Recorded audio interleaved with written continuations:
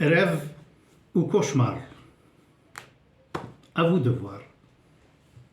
Bonjour, bonsoir. C'est cela. La ligne est si fine entre les deux. Naître dans l'insouciance de l'innocence, grandir dans la projection du rêve et vieillir dans le cauchemar. Cette succession d'états est d'abord naturelle. On est dans l'ignorance de l'innocence. On grandit dans le rêve de la jeunesse et on vieillit dans les affres de la décrépitude. Et c'est là le cauchemar dans toute sa splendeur. Ajoutez à cela le drame de l'infortune sous ses différents aspects. Et vous voilà pour l'enfer de Dante avant l'heure.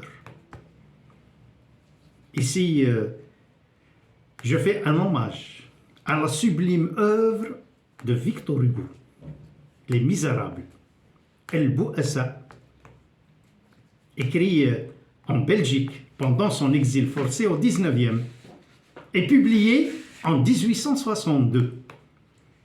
La préface de l'œuvre résume clairement la philosophie de l'auteur. Tant que les trois problèmes de l'humanité, à savoir la dégradation de l'homme par l'indifférence du pouvoir, la déchéance de la femme et la fin de l'enfant, ne sont pas résolus d'une manière significative, tant qu'il y aura sur terre ignorance et misère, l'homme, quel que soit son statut, n'a pas le droit de parler d'évolution, sauf d'une manière régressive. Le roman de Victor Hugo est un cri d'un cœur désespéré qui ne trouve aucun écho depuis plus d'un siècle et demi. Plus de dégradation, plus de déchéance, plus de faim dans le monde d'aujourd'hui.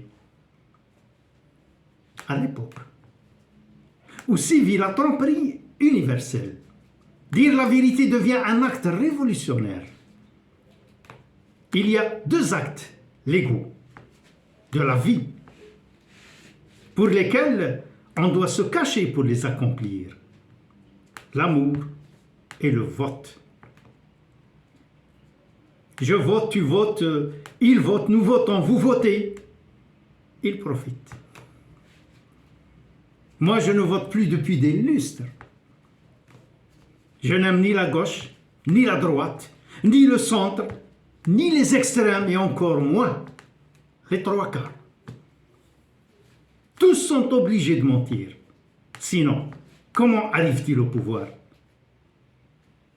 La différence entre un bookmaker et un politicien, c'est que les chevaux du bookmaker ont quand même une chance de gagner. J'aimerais bien voter pour le meilleur, mais il n'est jamais candidat. Les hommes politiques doivent mentir, sinon vous ne voterez pas pour eux. Ils doivent vous dire ce que vous aimez entendre, tout simplement. La différence entre Hitler et Staline n'est pas dans le crime. Sur ce point, ils se valent. Ils sont différents dans l'idéologie du crime et la façon de le faire. 80 ans après, presque un siècle, les adeptes d'Hitler abondent et se multiplient partout dans le monde, avec le néonazisme. Et ceux de Staline ont disparu. Pour un temps seulement, en attendant que Poutine les réhabilite. Jean Jaurès avait dit: il ne faut avoir aucun regret pour le passé, aucun remords pour le présent, et une confiance inébranlable pour l'avenir. Donc, à mon avis, pour l'avenir, il s'est lourdement trompé, puisqu'il a été assassiné le 31 juillet 1914 à Paris. Et il n'était âgé que de 55 ans, tué par Raoul Villain. Ce dernier portait bien son nom. manger ou être mangé. C'est la dure loi de la nature, si belle soit-elle, qu'elle soit végétale, animale ou surtout humaine. Alors, mon ami, exige beaucoup de toi-même et attends peu, ou encore mieux, rien des autres. Qu'est-ce que c'est que le pouvoir? La définition du pouvoir, c'est la capacité d'influencer le comportement de la vie de quelqu'un avec un pouvoir plus grand d'un ensemble de gens. Influencer le cours des événements. J'ai le pouvoir de vous virer de votre travail, donc de vous enlever le pain de la bouche, de vous envoyer devant les juges. Je peux agir de façon à changer le cours de votre vie en mal, très mal si je le voulais. Ça, c'est le pouvoir. Et vous n'y pouvez rien. Cette vidéo est destinée tout doucement, tacti tactum, à tous ceux qui ont la malchance de vivre dans cette époque bénie par les chiottes. Alors, à vous, ce poème, inspiré du roman de Victor Hugo. En fait, c'est une comédie musicale dramatique, adaptée au roman. Et c'est Fantine, la mère de Cosette, qui chante. Elle chante son désespoir. La musique est de Claude Michel Schomberg. Les paroles d'Alain Boublil.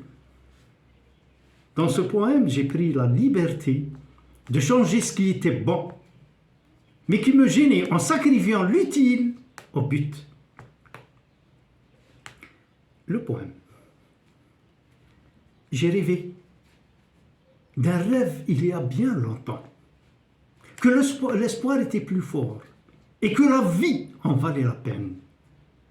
J'ai rêvé que l'amour jamais ne finirait.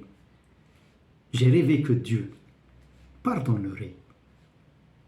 J'étais alors jeune farfelu et sans peur devant l'avenir. Les rêves étaient gratuits. Ils étaient faits pour être vécus et gaspillés. Et il n'y avait aucun prix à payer. Point de chanson qui ne fût chantée, point de vin qui ne fût goûté. Mais les tigres viennent la nuit avec leur voix douce, comme la foudre. Et comme ils brisent vos espoirs, et comme ils rendent vos rêves ridicules. Et pourtant, je rêve toujours qu'il viendra un jour vers moi et que nous vivrons nos vies ensemble. Mais il y a des rêves qui ne peuvent être. Et il y a des tempêtes auxquelles on ne peut y échapper. J'ai rêvé que ma vie serait si différente de l'enfer où je suis, du cauchemar où je vis, si différente de ce qu'elle semble être. Maintenant, la vie a tué mon rêve. Elle a tué le rêve que j'ai rêvé.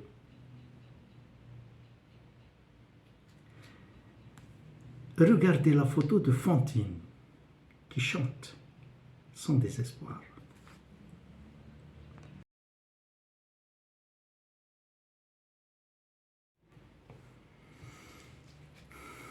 Fantine chante pour les misères qui viendront torturer sa petite fille, devenue servante chez les Thénardier. La voilà.